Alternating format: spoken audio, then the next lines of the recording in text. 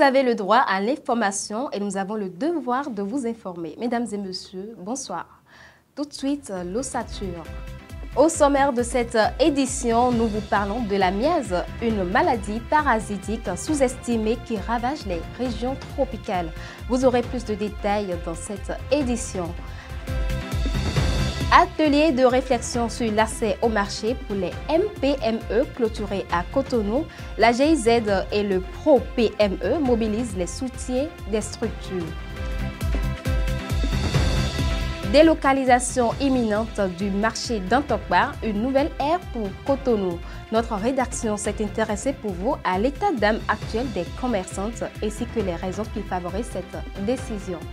Ce sera tout pour le sommaire, les détails dans une poignée de secondes.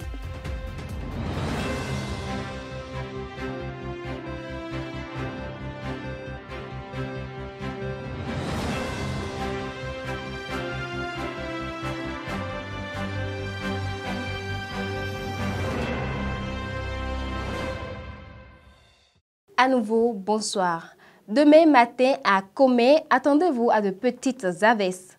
La température sera de 25 degrés Celsius, mais elle paraîtra plus chaude autour de 27 degrés Celsius. Le vent soufflera à environ 17 km/h depuis l'ouest-sud-ouest. L'humidité de l'air sera élevée à 87%. Dans l'après-midi, la pluie sera au rendez-vous. La température sera de 24 degrés Celsius, mais il fera plus chaud. Environ 26 degrés Celsius sera ressenti. Le vent soufflera à 15 km/h depuis l'ouest. Le gouvernement du Bénin a approuvé le 3 juillet, lors du Conseil des ministres, un programme spécial visant à intensifier la production maraîchère et céréalière.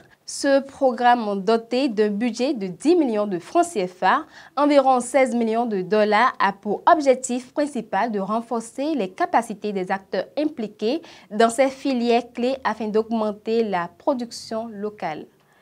En cette saison des pluies, il importe de protéger les animaux contre les dangers de la miase, une maladie parasitaire qui affecte les animaux d'élevage et les animaux de compagnie. Dans ce reportage de Madeleine Atodjinou et Béranger Rogbonouto, découvrez les manifestations, symptômes et moyens de prévention de cette maladie. La saison des pluies est une période propice à la prolifération de plusieurs maladies. À l'instar des hommes, les animaux ne sont pas épargnés. Ceux de compagnie tels que les moutons, les bovins, les porcs, les chiens et les chats sont plus attaqués par la miase, une maladie parasitaire causée par les mouches. L'une des conditions les plus qui nous prédispose ou bien qui prédispose nos animaux dans les milieux tropicaux à développer cette maladie, c'est la température donc, qui est élevée et l'humidité. Et justement, quand on aborde les périodes de pluie, vous avez assez de multiplication de mouches et de ce fait, vous avez des œufs qui vont se retrouver dans le corps de l'animal et créer cette maladie que nous rencontrons généralement. Souvent développée dans les tissus ou les cavités naturelles d'un animal, la miase est une infestation des larves de mouches. Elle se manifeste par plusieurs symptômes. Vous avez les mouches qui vont faire leurs œufs, qui vont pondre leurs œufs soit sur le sol, soit sur des surfaces. Et toutes les fois que ces animaux, nos animaux de compagnie ou bien nos animaux d'élevage se retrouvent en contact avec ces larves entrent dans l'organisme soit par effraction, donc elles traversent la peau, ou soit les larves glissent simplement au niveau des cavités nasales, donc au niveau du nez, et se retrouvent à l'intérieur. Et quand ça se retrouve à l'intérieur, ça se développe. Et ça arrive à un stade qui constitue un gène pour l'animal. C'est en ce moment que les animaux manifestent des signes de présence de ces larves dans leur organisme. Et au fur et à mesure qu'on évolue, ça peut devenir une maladie respiratoire où l'animal n'arrive pas à bien respirer, ou ça va jusqu'à ce que la larve monte au niveau du cerveau et ça crée des maladies qui se manifestent par l'animal développe des signes nerveux. Donc soit l'animal tourne et vous avez des signes qui vous orientent directement vers les miases. La prévention de la miase passe par un déparasitage régulier des animaux, un entretien de leur environnement et une bonne hygiène. En cas de suspicion, il est important de consulter un vétérinaire. Le 13 juillet 2024, le ministère du Cadre de vie et des Transports en charge du développement durable soutient le projet Kekeno Écolo. Il s'agit d'une campagne de sensibilisation et de ramassage des déchets plastiques dans le quartier Akwakpa en collaboration avec des conducteurs de Zémidjan. Cette initiative fait suite à des sessions de sensibilisation sur la gestion des déchets et la pollution plastique auxquelles ont participé 30 conducteurs de Zémidjan. L'objectif est d'encourager l'adoption de pratiques responsables de gestion des déchets par les conducteurs de Zémidjan et de contribuer à la lutte contre la pollution plastique au Bénin. La femme et l'agroécologie sont indissociables. Sans elles, cette forme de cultiver ne connaîtra pas le succès tant voulu. C'est ce que l'on peut déduire de cet extrait de Dr Delphine Bodjenou qui nous parle de la place et le rôle de la femme dans la lutte agroécologique. Écoutons. Le rôle de la femme dans l'agroécologie est non négociable. Elles sont les tenants et les aboutissants de ce que nous mangeons à la maison. Et lorsque on va vers les femmes agricultrices, elles sont au cœur du système de production, elles sont au cœur du système de l'alimentation familiale. Alors, c'est pour ça que je dis le rôle de la femme en agroécologie, elle est, comme on le dit dans nos langues, le pouce sans lequel on ne peut pas manger la pâte. Donc, c'est un rôle, une place très très importante, c'est le pignon de l'agroécologie, sans l'associer, je crois qu'on risque de passer à côté. À l'hôtel Azalaï de Cotonou a pris fin hier un atelier de réflexion sur l'accès au marché pour les micro, petits et moyennes entreprises. Organisé par la GIZ dans le cadre de la mise en œuvre du Pro-PME, cet atelier a réuni les structures offrant des services d'accès au marché MPME. Reportage Jean-Baptiste Rantonon et Martial Aransou. Dans son rôle de soutenir la croissance des micro, petites et moyennes entreprises créatrices d'emplois au Bénin, la GIZ a organisé un atelier de réflexion et d'échange du mercredi 3 au jeudi 4 juillet 2024 à l'hôtel Azalaï de Cotonou. Il s'inscrit dans le cadre de la mise en œuvre du projet Pro-PME. Cet événement lance les réflexions et le partage des expériences en vue de disposer un guide en appui aux offres de services d'accès au marché. L'objectif principal de cet atelier de réflexion de 2 jours est d'amener ce groupe d'acteurs intervenant sur le service d'accès au MPME au marché à partager leurs expériences. Ayant pour objectif de mener une réflexion collective avec les acteurs en vue de la conception d'une offre structurante et pertinente sur l'accès au marché, cet atelier a permis de passer en revue les expériences et les difficultés que ces structures rencontrent sur le terrain. La présentation de ce matin s'est beaucoup accentuée sur l'accès des organisations professionnelles agricoles, notamment celles qui sont engagées dans la filière maïs, au marché institutionnel, notamment au marché de PAM. Toute l'expérience que ACMA, depuis les premières phases jusqu'à la 3e phase, toute l'expérience que nous avons essayé d'en faire un bref aperçu rapidement. Oui, concrètement, nous avons partagé un aspect clé que nous avons appelé le B2B, qui a été organisé pour l'accès au marché avec les acteurs de l'ANANA. Et ces B2B se sont déroulés sur le marché international et des contrats ont été signés au niveau de pays tels que la Belgique, les Pays-Bas, l'Allemagne et autres. Mais il y a eu des difficultés parce que nous sommes confrontés à des contrats qu'on appelle contrats CIF ou CAF. Au regard de l'importance de cet atelier, les participants ont montré leur enthousiasme et leur intérêt. Nous pensons que c'est un atelier qui permettra de regrouper les acteurs, de mettre en synergie les actions qui sont menées, surtout dans le secteur de marketing, de l'accès au marché.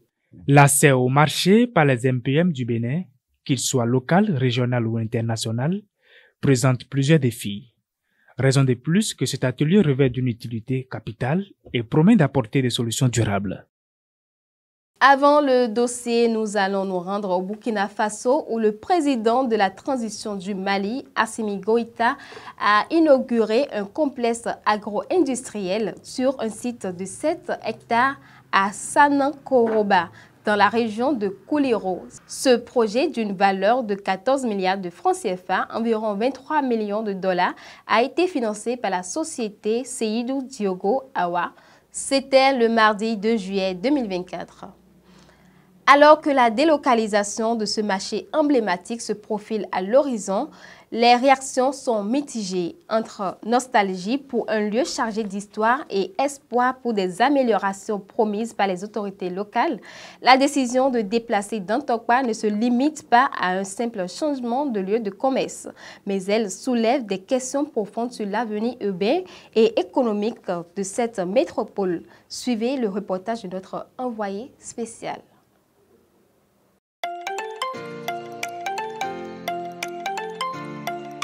Na besi tokpa di men tokpa ya mi don da ho ai tokpa di so si no fine ame ego ma tu no dire nde kuno pedo nu mi o a e ti gbona na donu mi tokpa si no fine a. Depuis quelques jours, l'annonce de la délocalisation du grand marché de Dantokpa suscite de vives réactions. Cette décision gouvernementale s'inscrit dans le cadre du programme de développement et de modernisation qui transforme le Bénin depuis 8 ans. Cependant, cette mesure semble inopportune pour les commerçantes de ce marché emblématique.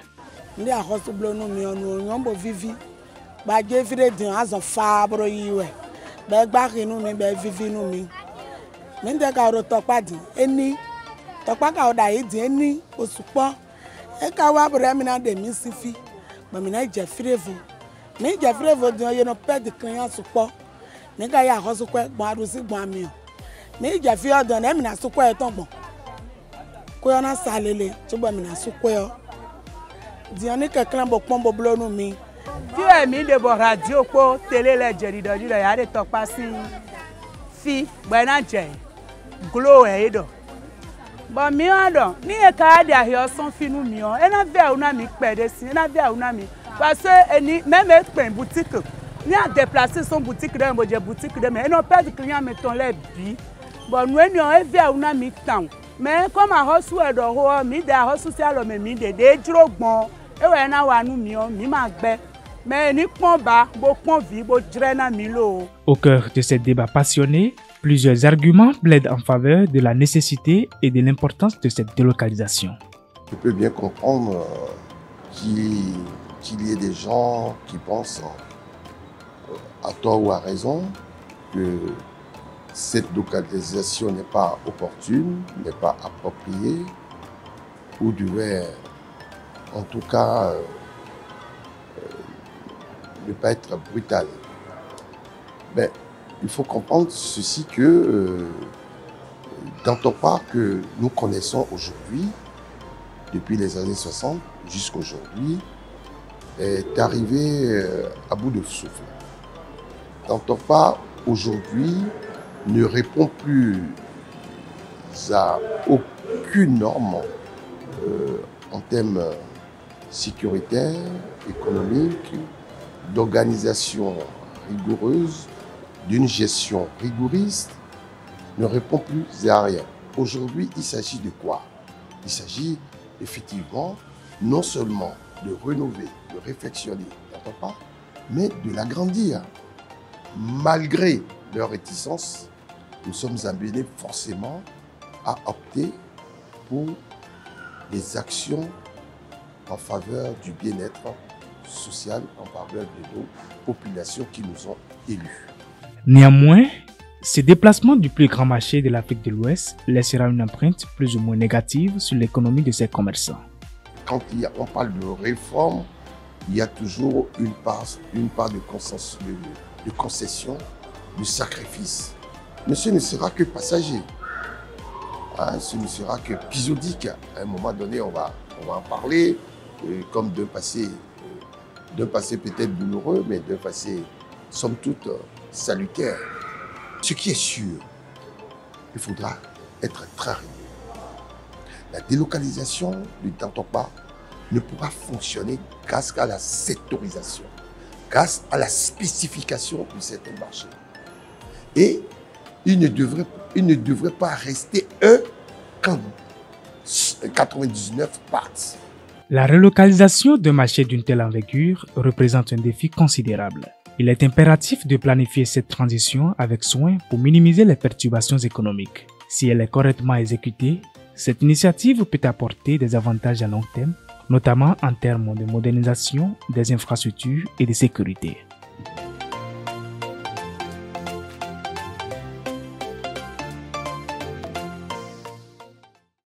Bien à vous, Jean-Baptiste Rontonon, Béranger Rogbonton, sans oublier Luc Maurice Landé.